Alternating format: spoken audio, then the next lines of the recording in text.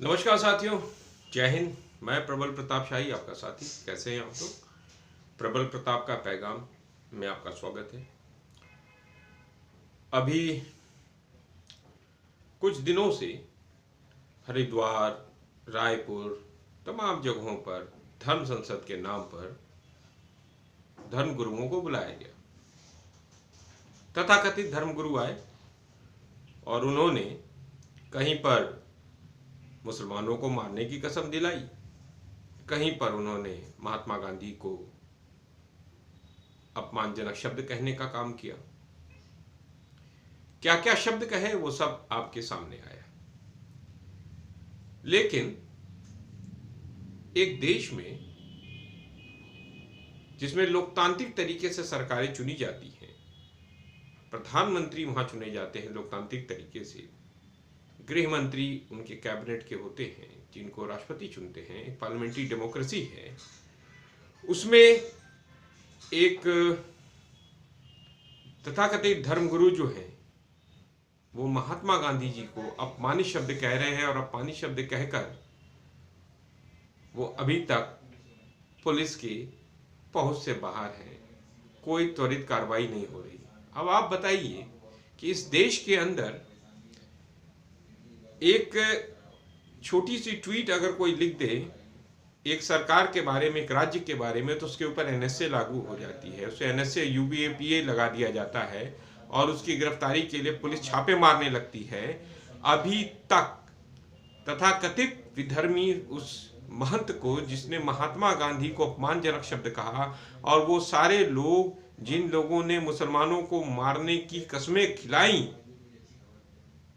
आज तक वो जेल के सलाखों के पीछे नहीं पहुंच पाए। इसके लिए क्या माना जाए कि प्रधानमंत्री की चुप्पी है, इस पे गृह मंत्री चुप है, गृह मंत्रालय चुप है। ये क्या हो रहा है इस देश के अंदर? सबसे बड़ा सवाल ये है कि इस देश के अंदर हो क्या रहा है? कौन लोग हैं जो चाहते हैं कि इस तरह का माहौल बने? क्या हमारे देश के प्रधानमंत्री की चुप्पी और गृह मंत्री की चुप्पी और गृह मंत्रालय और पीएमओ की चुप्पी क्या माना जाए कि मौन सहमति है कि जो चाहे वो इस देश के अंदर आकर अराजकता की राजनीति कर सकता है? यह है असली अराजकता की राजनीति कि जो अपने ही देश के लोगों को मारने की कस्में खिलाए, जो अपने ही महात्मा, फादर ऑफ नेशन, राष्ट्रपिता महात्मा गांधी को अपमानजनक शब्द कहे और वो आज भी जेल की सलाखों के पीछे नहीं है। ऐसी सोच वाले लोग इस देश के अंदर घूम रहे हैं। वो लोग क्या कर रहे हैं? वो एक समाज में विषैलापन पैदा कर रहे हैं। विषैलापन, एक ऐसा विषैलापन जो देश के अंदर समाज में एक विद्वेष की भावना पैदा करेगा, एक समाज को बांटने का काम करेगा। और इससे फायदा किसको होगा? इससे फायदा सरकारों को होगा। इससे फायदा वर्तमान की सरकार को है, क्योंकि उससे कोई 2 करोड़ के रोजगार की बात नहीं करेगा, कोई उससे अस्पताल की बात नहीं करेगा, कोई उससे स्कूल की बात नहीं करेगा, कोई उससे अच्छी सड़कों की बात नहीं करेगा, कोई उससे कोरोना में मरे हुए लोगों, जो मरे हुए लोग हैं उनके मुआवजे की बात नहीं करेगा, कोई बेरोजगारी की बात नहीं करेगा, कोई कुछ नहीं करेगा। वो मात्र इन्हीं मामलों में उलझा रहेगा और आने वाले समय में ध्रुवीकरण हो जाएगा समाज के अंदर, और जो लोग हैं वो उसी आधार पर वोट दे देंगे। अब आप सोचिए कि हिंदुस्तान के अंदर इस तरह की राजनीति करने वाले लोग हमारे शीर्ष पदों पर बैठ गए हैं, और ये गलती हमारे जैसे लोगों की है जिन्होंने उनका समर्थन किया। मैं आपको इसीलिए आगाह करता रहता हूँ प्रबल प्रताप के पैगाम में। अभी देखिए, अनुदेशक लड़ाई लड़ रहे थे उत्तर प्रदेश के अंदर, तो 2000 रुपए का मानदेय मिल गया, लेकिन नियमितीकरण नहीं हुआ। नियमितीकरण क्यों नहीं हो रहा है? क्योंकि मंत्री, विधायक, सांसदों के पास कॉलेजेस हैं, निजी कॉलेजेस हैं। अगर नियमितीकरण हो जाएगा तो वो वहां पर पढ़ाने कौन जाएगा 2000, 5000, 7000 रुपए में? तो सवाल ये है कि इस देश के अंदर सरकारी नौकरियों को समाप्त करके प्राइवेट कंपनियों में उनको भेजना है या प्राइवेट कॉलेजों में भेजना, जिससे उनका शोषण हो सके। तो इस तरह के जो नए समाज का निर्माण सरकार कर रही है, उनके दिमाग को दूषित कर रही है और एक दूसरे को कबीला बनाकर एक दूसरे से लड़ाने की कोशिश कर रही है। उसके प्रति आपको आगाह होना पड़ेगा। ये कोई ऐसी बात नहीं है जो मैं कह रहा हूँ, हो सकता है मेरे जैसे कई लोग आकर आपको बताते हों, आके समझाते हों, आपको उनकी बात समझनी होगी और हमारी बातों को सुनना होगा। मैं तो एक राजनीतिक विश्लेषक, राजनीतिक कार्यकर्ता, सामाजिक कार्यकर्ता, किसानों का प्रवक्ता हूँ, तो मुझे तो कुछ चीज़ें समझ में आ रही हैं। इसलिए 1 साल तक तो हम लोग किसान आंदोलन में लड़ते रहे, लड़कर हमने 3 काले कानून वापस ले लिए, लेकिन एमएसपी का मुद्दा भी बाकी है, जिसको लेकर अभी हम 15 जनवरी को बैठेंगे और देखेंगे सरकार ने जो जो वादे किए वो पूर्ण किए कि नहीं किए।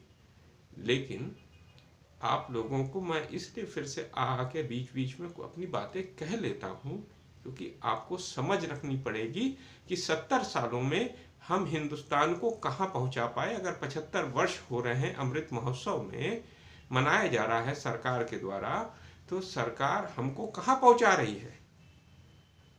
हमारे स्टैंडर्ड ऑफ लिविंग क्या हुआ, हमारा ग्लोबल इंडेक्स में, हंगर इंडेक्स में नंबर कितना है। शायद बांग्लादेश, पाकिस्तान, नेपाल, भूटान से पीछे है। भुखमरी हमारे यहाँ सबसे ज्यादा है। ये सवाल है, इन सवालों को कौन एड्रेस करेगा। इन सवालों को तो राजनीतिक दल एड्रेस करेंगे ना। वर्तमान की सरकार, जो राजनीतिक दल जहां सरकार पे है, उसको एड्रेस करना होगा। लेकिन वो चाहती है कि इन बातों पर सवाल न उठे, इन बातों पर कोई ध्यान न दे, इसलिए वो इस तरह के धर्म संसद करवा रही है, वो इस तरह के अनाप शनाप बयान दिलवा रही है। जब किसान आंदोलन होता है तो उसे खालिस्तानी, नक्सली, आतंकवादी, माओवादी कहा जाता है। जब बैंक वो कर्मचारी आंदोलित होते हैं तो कहा जाता है कि बैंक वाले काम नहीं करते हैं। जब रेल कर्मचारी आंदोलन करते हैं, कहते हैं रेल लेट पहुंच रही है। इस तरह करके लोगों के मानस को तैयार करने की कोशिश की जाती है कि प्राइवेटाइजेशन हो। और प्राइवेटाइजेशन का परिणाम आपने देखा कि जब कोरोना काल में लोग प्राइवेट हॉस्पिटलों में गए तो उनको बिल कितना देना पड़ा। उनको 25 लाख से 1-1 करोड़ रुपए का बिल आया, और इलाज कुछ गर्म पानी, कुछ पैरासीटामोल की दवाइयाँ, कुछ काढ़े, यही तो दिए गए, और कुछ ऑक्सीजन। इतना पैसे की लूट, बेड्स के लिए लूट, ऑक्सीजन सिलेंडर्स के लिए लूट। इन सब बातों को हमें विचार करना होगा। अब हमें कोई भी राजनीति में कोई भी आए तो हमें मुद्दों की राजनीति शुरू करनी होगी। नहीं अगर हम करेंगे तो हम आपको बता दे रहे हैं, ये हिंदुस्तान फिर से एक ऐसे चक्र में घुस जाएगा जहां हम विकसित होने की जगह पे हमारा समाज पाकिस्तान की तरह नीचे जाएगा, जैसा पाकिस्तान में हुआ है। इसलिए हिंदुस्तान को, जो एक खूबसूरत मुल्क है, जो एक धर्मनिरपेक्ष मुल्क है, जो पंथ निरपेक्ष मुल्क है, जिसमें सब लोग एक दूसरे की इज्जत करते हैं, किसी की कोई उपासना हो उपासना कर सकता है, जहाँ व्यक्ति की आज़ादी है, इस मुल्क को, खूबसूरत मुल्क को बचाना पड़ेगा। इसके लिए हम सबको मिलकर आगे आना होगा। धन्यवाद साथियों। जय हिंद। नमस्कार।